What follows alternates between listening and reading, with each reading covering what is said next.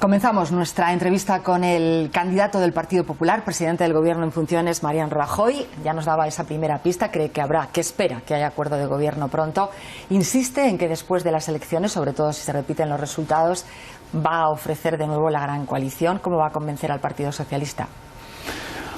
Bueno, ahora hay que esperar, ¿no? Es decir, las elecciones son el próximo 26 de junio. Creo que en este momento los partidos debemos aspirar a coaligarnos con los españoles. Yo voy a intentar ganarme la confianza de los españoles, explicándoles que hemos superado un momento muy difícil, pero que ahora hay que perseverar en las políticas. Bueno, a partir de ahí, si los resultados son similares a los que hubo el 20 de diciembre, pues yo haré el mismo planteamiento. Lo que es evidente es que España necesita un gobierno estable, España necesita certidumbre y necesita seguridad y sobre todo necesita mucha moderación. Por tanto, si yo pensaba que una cosa era buena con unos resultados el 20 de diciembre, si se repiten, pues sigo pensando lo mismo, no voy a cambiar de opinión así porque así. Sí, pero el PSOE dijo que no y sigue manteniendo esa idea. ¿Cómo le va a convencer? Bueno, ya veremos lo que hace el Partido Socialista. Es muy difícil en este momento, yo lo hice estando en precampaña electoral, pero es evidente que hay que dar salida a las situaciones complejas, ¿no? Los españoles el 20 de diciembre votaron lo que estimaron oportuno y conveniente. Yo hice una propuesta, esa propuesta no fue aceptada, los otros partidos no lograron ninguna fórmula de gobierno, pues también tendrán que dar una salida. Las obligaciones no son solo del Partido Popular, son de todas las fuerzas políticas. ¿Y qué cree que pasó para que no hubiera ese entendimiento, para que no se llegara a un acuerdo entre todos? No lo sé, pero llegó a haber una reunión entre Ciudadanos, Podemos y el Partido Socialista. Al final solo hubo una coalición entre Ciudadanos que votó al candidato señor Sánchez, pero eso no era suficiente para gobernar y por tanto hubo de repetirse las elecciones. Mi propuesta era muy clara, que gobernara el primero con el segundo, con el cuarto. Era una mayoría importante, dábamos un buen mensaje, era una mayoría de moderación, pero no fue aceptada. Yo estoy absolutamente convencido de que nadie será tan irresponsable de provocar unas terceras elecciones, porque ciertamente eso sería una burla para todos. Después de ver el resultado de las encuestas, ¿ve más como su principal rival a Pablo Iglesias que a Pedro Sánchez? Es difícil, pero es verdad que algunas de las encuestas que se están publicando en las últimas fechas dice que Podemos puede ser la segunda fuerza política. Yo no lo sé, eso serán los españoles lo que lo decidan y lo sabremos de verdad el próximo día 26 de junio. En cualquier caso, a mí lo que me preocupa y lo que me debe ocupar es decirle a los españoles por qué creo que después de superar una etapa de enormes dificultades debemos perseverar en las políticas que han sido útiles y sobre todo pues debemos trabajar para que ese gran objetivo nacional, que es crear empleo, que va a ser mi prioridad para los próximos 4 años, pues se siga produciendo. Llevamos 2 años buenos, el 14 y el 15, el año 2016 en su primera parte está siendo bueno. Hemos conocido que en mayo hay 200.000 personas más afiliadas a la Seguridad Social. Yo cuando vi esa cifra en el día de ayer quedé encantado, pero queda todavía mucho por hacer, hay que perseverar y hay que intentar llegar a 20 millones de españoles trabajando. Tenemos que crear 500.000 puestos de trabajo en los próximos 4 años cada año y creo que se puede hacer porque ya lo hicimos en 2015. Todo el mundo ha coincidido en que esos datos del empleo en mayo son positivos, pero los sindicatos dicen que es empleo estacional y empleo precario. ¿Cómo lo ve para el futuro? ¿Se va a mantener esa tendencia? Pues no estoy de acuerdo. En España el 75% de las personas que trabajan tienen un contrato indefinido. En el año 2007, que fue el año más importante de la economía española, cuando creció mucho el PIB, eran solo el 67%. Es verdad que hay algunos trabajos, sobre todo en la agricultura, hostelería, que son estacionales, pero 75% es lo que hay ahora y yo estoy absolutamente convencido, sobre todo después de ver los datos de mayo, que cada vez va a haber más contratos indefinidos en España, fijos, si somos capaces, como es natural, de hacer las cosas bien. Hoy el Banco de España ha presentado una propuesta en ese sentido, habla de una reforma laboral para acabar con esa temporalidad y propone que se rebaje la indemnización por despido para los trabajadores fijos y que el sueldo vaya relacionado con la situación de las empresas. ¿Qué le parece esa propuesta? Me parece una propuesta en la que no voy a entrar. El Banco de España puede hacer las propuestas que estime oportuno y convenientes, pero creo que es mejor la mía, porque la mía dice que cuando alguien contrate a una persona fija durante los primeros 4 años de ese contrato fijo no tendrá que cotizar por los primeros 500 euros de sueldo mensual. Y además esa propuesta va acompañada de otra. Toda aquella persona que convierta un contrato temporal en fijo, también durante 4 años no tendrá que pagar cotización a la Seguridad Social por los primeros 500 euros del sueldo. Eso creo que va a estimular la contratación indefinida y por tanto me parece mucho más entendible y mejor que lo que ha planteado el Banco de España, que como es natural yo respeto absolutamente. Quería preguntarle por otro dato que también se ha conocido estos últimos días, un informe del INE y otro también de Cáritas, que hablaba de cómo todavía esas mejoras económicas no llegan a un amplio porcentaje de la población y daba datos sobre la cantidad de gente que todavía está en riesgo de exclusión social. ¿Qué plantea para el futuro para esas personas? Pues eso es verdad. Todavía la recuperación no han llegado a todos los españoles. Fíjese que yo acabo de decir hay que crear 2 millones de empleos en la próxima legislatura. Eso es verdad, pero el principal factor de desigualdad y de pobreza es la falta de empleo. Por tanto, en la medida en que seamos capaces de que se cree empleo en España, habrá menos desigualdad, habrá menos personas en situación de pobreza y además tendremos más recursos para mejorar las pensiones y para seguir atendiendo los grandes servicios públicos fundamentales que son sanidad, la educación y los servicios sociales. Por eso el empleo es capital. Tiene que ser el gran objetivo nacional, lo va a ser y si conseguimos el objetivo, pues las cosas irán también para mucho esas mejor. Personas. Para esas personas es capital. ¿Quién paga las pensiones? Pues los que trabajan y cotizan a la Seguridad Social. Esas personas que trabajan y cotizan a la Seguridad Social tienen un sueldo, pagan el impuesto de la renta, consumen más porque tienen dinero y por tanto pagan los impuestos indirectos. Por tanto, eso es fundamental para tener buenos servicios sociales, para seguir atendiendo el desempleo y para mantener los grandes servicios públicos, sanidad y educación. Le voy a preguntar sobre otra de las cuestiones que ha presentado antes de que conozcamos el programa electoral, que es esa rebaja del IRPF. ¿Cuándo la aplicaría si gana las elecciones, si gobierna? No sé, nosotros ya hemos hecho una rebaja del IRPF en el año 2015 y vamos a hacerla entre el 2015 y el 16. Al final, como las cosas iban bien y había actividad económica y estábamos recaudando, dijimos vamos a hacer las 2 rebajas en el año 15. El año 16 está bajando también el impuesto de sociedades y nuestro planteamiento es bajar 2 puntos el impuesto a la renta a las personas físicas en la medida en que la recaudación vaya bien. Pero desde luego a lo largo de la próxima legislatura lo haremos. Y además le voy a dar un dato que es muy importante. El hecho de haber rebajado los impuestos ha contribuido, junto a con otras muchas medidas, a que haya crecimiento económico y a que en el año pasado, 2015, se hayan creado en España 575.000 puestos de trabajo.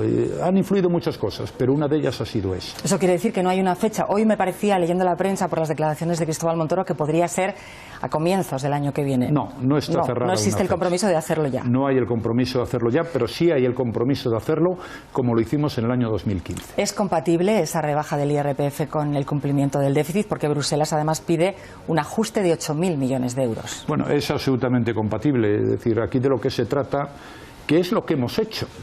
Nosotros hemos conseguido a la vez bajar los impuestos, reducir el déficit, el año pasado del 5,8 al 5, es verdad que teníamos que haberlo reducido más, crecer y crear empleo.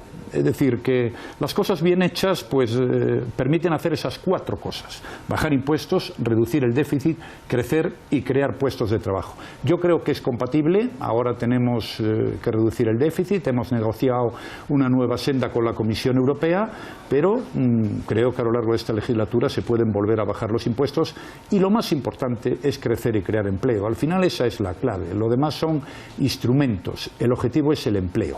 Sí, pero es verdad que está esa reclamación de los 8.000 millones. Quería preguntarle por Bruselas, porque esa carta que hemos conocido todos, que se hizo pública, en la que usted se comprometía a, si fuera necesario, a adoptar nuevas medidas. ¿En qué medidas estaba pensando? La más importante de la que estaban pensando es aumentar la actividad económica, más crecimiento y por tanto más recaudación para el Estado. Es decir, contra el déficit se puede luchar de 2 maneras: aumentando los ingresos o reduciendo los gastos. Yo creo que en estos momentos España está creciendo a buen ritmo, se están creando puestos de trabajo, eso aumenta la recaudación y por tanto la aspiración que debe tener el Gobierno, luego veremos si se consigue o no, es que se aumenten los ingresos y que se utilicen esas partidas para reducir el déficit público. Eso no incluye un recorte del gasto público. Yo no tengo pensado hacer un recorte del gasto público distinto del que ya se ha hecho a lo largo de este año, que son 2.000 millones, ya lo hemos hecho hace unos meses antes de que dijera nada la Comisión Europea, 2.000 millones de no disposición, un acuerdo de no disposición. Este año no va a hacer falta hacer más. En los últimos meses, porque hemos estado, no sé cómo definirlo, este impasse que hemos vivido esta legislatura tan breve, se han conocido nuevos datos relacionados con los casos de corrupción. ¿Cómo cree que van a influir en esta nueva campaña electoral? Bueno, la mayor parte de los casos, en fin, que estamos conociendo, pues son casos sobre los que se lleva hablando durante mucho tiempo, que afectan a diversas fuerzas políticas. Pues yo creo que influirán como otras muchas cosas, ¿no? Lo que pasa es que la gente al final hace un juicio de valor de tipo general, ¿no? Y entonces, evidentemente, nadie está de acuerdo con el 100% de lo que hace una fuerza política u otra, sea esa la que sea, ¿no? Pero sin duda alguna influirán, como ya influyeron en las pasadas elecciones del 20 de diciembre. ¿En qué sentido cree que le afectaron al Partido Popular?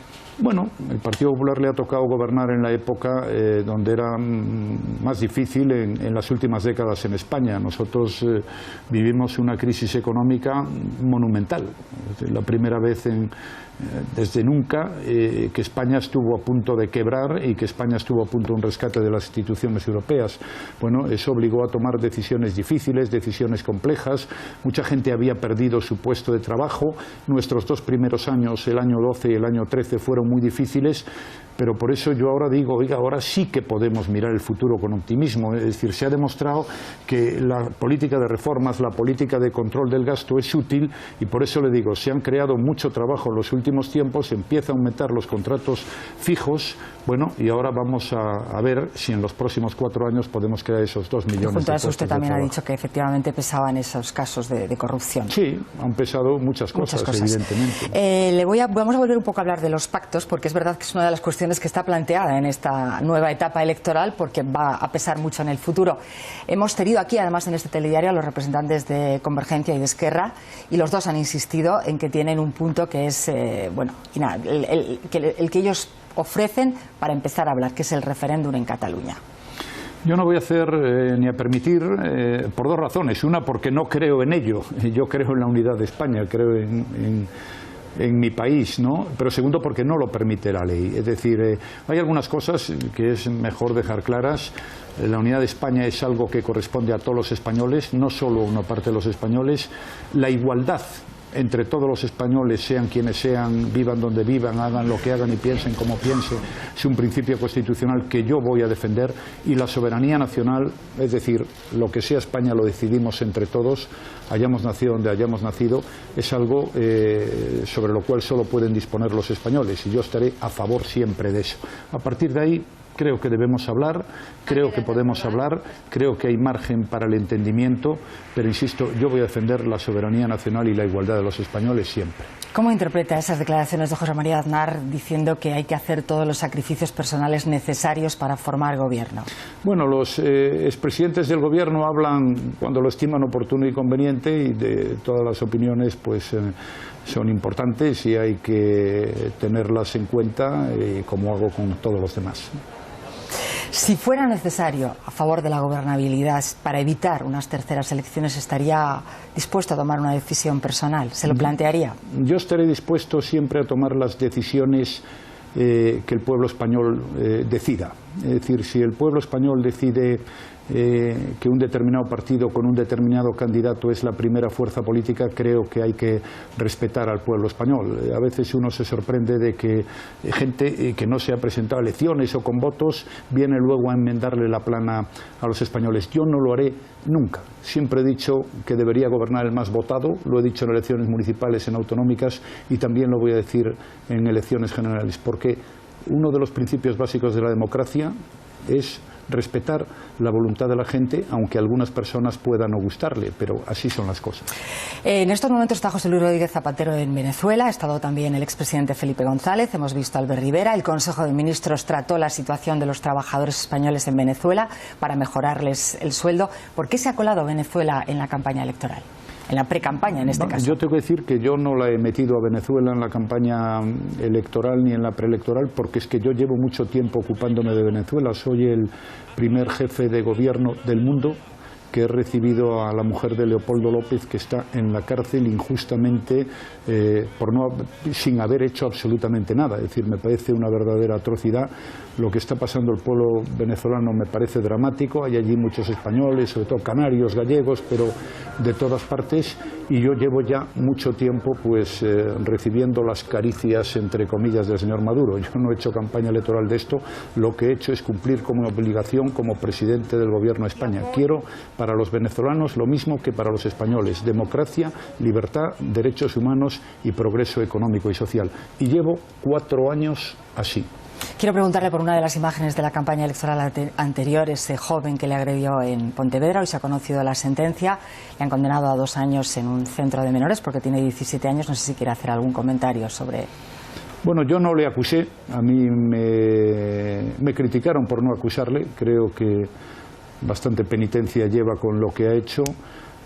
La sentencia me parece que ha sido producto de un acuerdo entre su abogado y la Fiscalía, por lo que he leído, y yo no tengo nada más que decir que respetar ese acuerdo y que ojalá en la vida pues no vuelva a hacer ese tipo de cosas, ni él ni nadie, porque en fin, no conducen a nada. Da la impresión de que le vamos a ver en esta campaña bastante en la calle.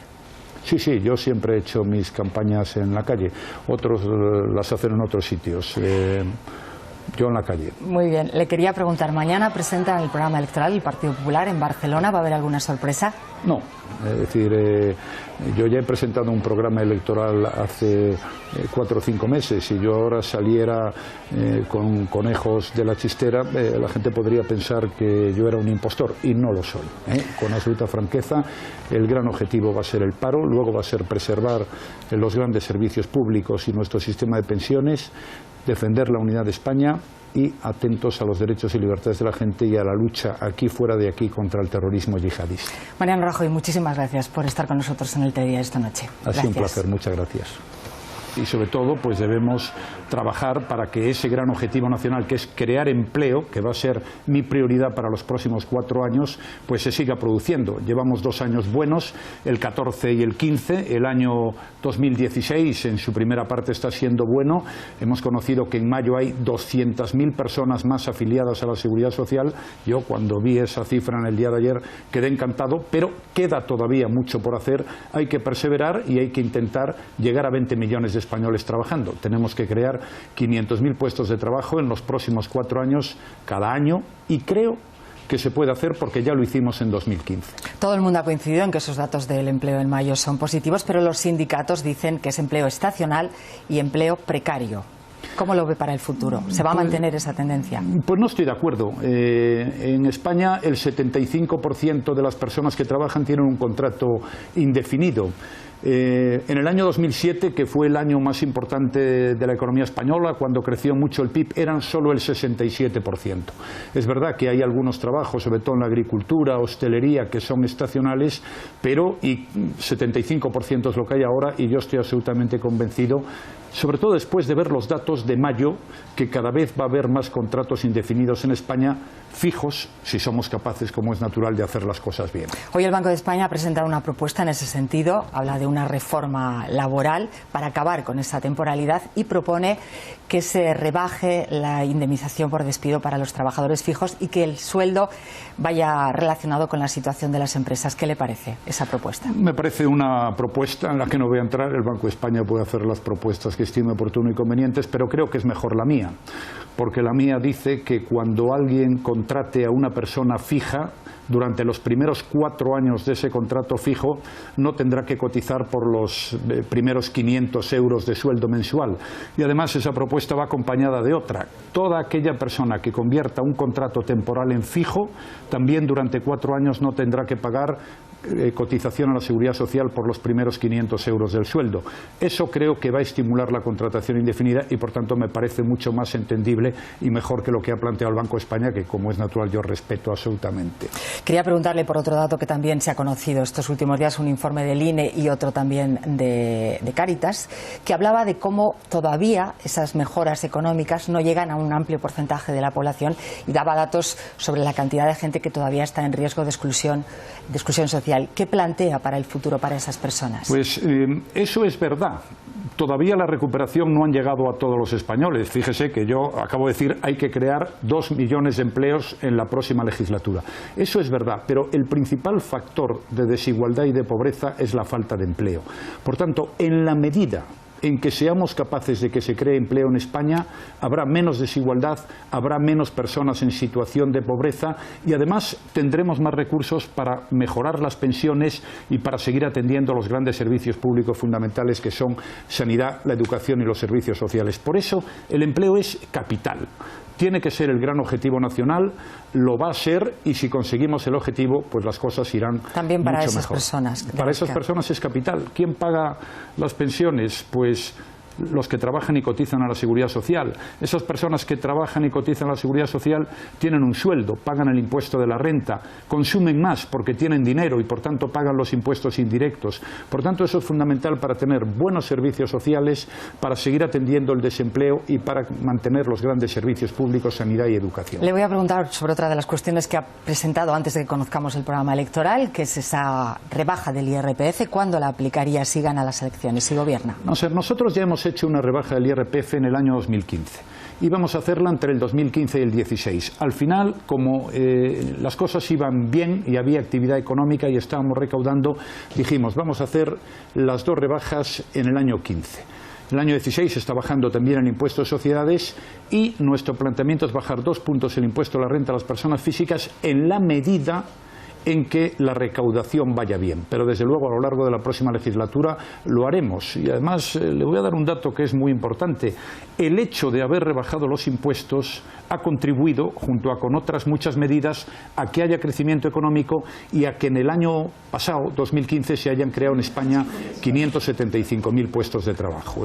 Han influido muchas cosas, pero una de ellas ha sido esa. Eso quiere decir que no hay una fecha. Hoy me parecía, leyendo la prensa por las declaraciones de Cristóbal Montoro, que podría ser a comienzos del año que viene. No, no está cerrada. No existe el compromiso de hacerlo ya. No hay el compromiso de hacerlo ya, pero sí hay el compromiso de hacerlo como lo hicimos en el año 2015. ¿Es compatible esa rebaja del IRPF con el cumplimiento del déficit? Porque Bruselas además pide un ajuste de 8.000 millones de euros. Bueno, es absolutamente compatible. Es decir, aquí de lo que se trata, que es lo que hemos hecho.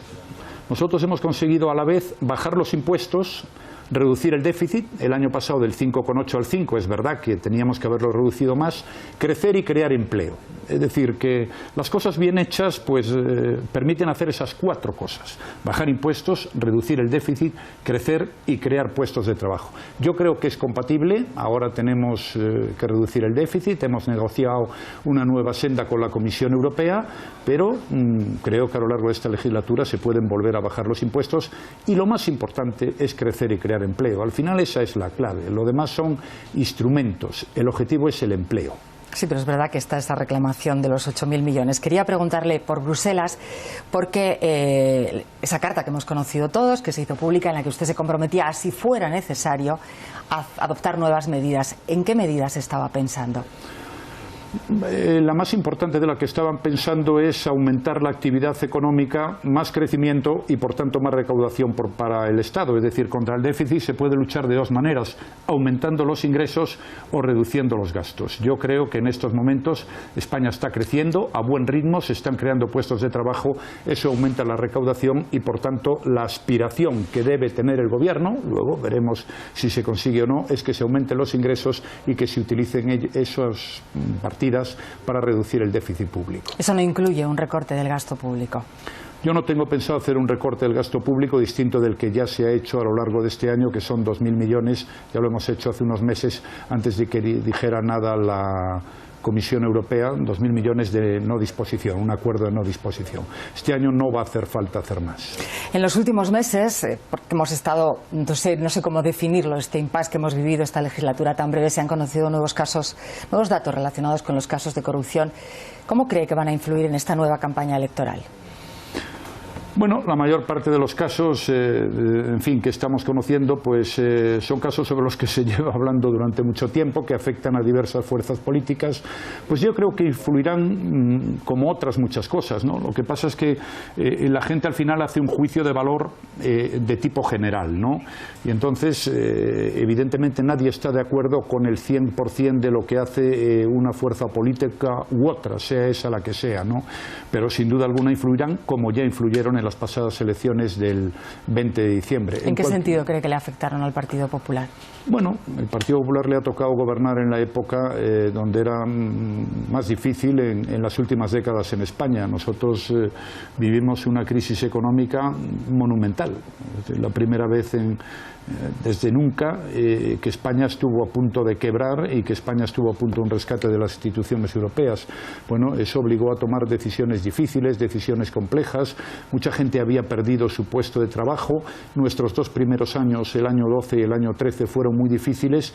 Pero por eso yo ahora digo, oiga, ahora sí que podemos mirar el futuro con optimismo. Es decir, se ha demostrado que la política de reformas, la política de control del gasto es útil y por eso le digo, se han creado mucho trabajo en los últimos tiempos, empieza a aumentar los contratos fijos, bueno, y ahora vamos a ver si en los próximos 4 años podemos crear esos 2 millones de puestos de trabajo. Junto a eso usted también ha dicho que efectivamente pesaban esos casos de corrupción. Sí, han pesado muchas cosas. Evidentemente. Vamos a volver un poco a hablar de los pactos, porque es verdad que es una de las cuestiones que está planteada en esta nueva etapa electoral, porque va a pesar mucho en el futuro. Hemos tenido aquí, además en este telediario, a los representantes de Convergencia y de Esquerra, y los dos han insistido en que tienen un punto que es el que ellos ofrecen para empezar a hablar, que es el referéndum en Cataluña. Yo no voy a hacer ni a permitir, por 2 razones. Una, porque no creo en ello. Yo creo en la unidad de España, creo en mi país, ¿no? Pero segundo, porque no lo permite la ley. Es decir, hay algunas cosas que es mejor dejar claras. La unidad de España es algo que corresponde a todos los españoles, no solo a una parte de los españoles. La igualdad entre todos los españoles, sean quienes sean, vivan donde vivan, hagan lo que hagan y piensen como piensen, es un principio constitucional que yo voy a defender. Y la soberanía nacional, es decir, lo que sea España lo decidimos entre todos, hayamos nacido donde hayamos nacido, es algo sobre lo cual solo pueden disponer los españoles, y yo estaré a favor siempre de eso. A partir de ahí, creo que debemos hablar, creo que podemos hablar, creo que hay margen para el entendimiento, pero insisto, yo voy a defender la soberanía nacional y la igualdad de los españoles siempre. ¿Cómo interpreta esas declaraciones de José María Aznar diciendo que hay que hacer todos los sacrificios personales necesarios para formar gobierno? Bueno, los expresidentes del gobierno hablan cuando lo estiman oportuno y conveniente, y de todas las opiniones pues son importantes y hay que tenerlas en cuenta, como hago con todos los demás.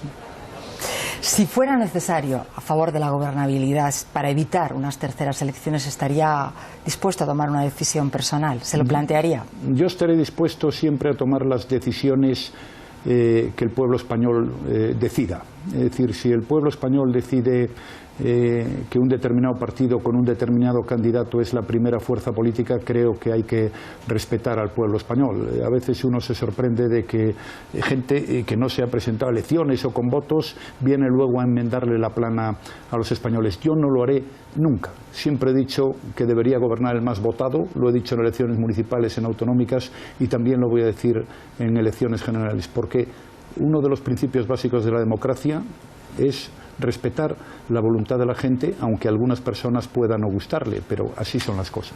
En estos momentos está José Luis Rodríguez Zapatero en Venezuela, ha estado también el expresidente Felipe González, hemos visto a Albert Rivera. El Consejo de Ministros trató la situación de los trabajadores españoles en Venezuela para mejorarles el sueldo. ¿Por qué se ha colado Venezuela en la campaña electoral?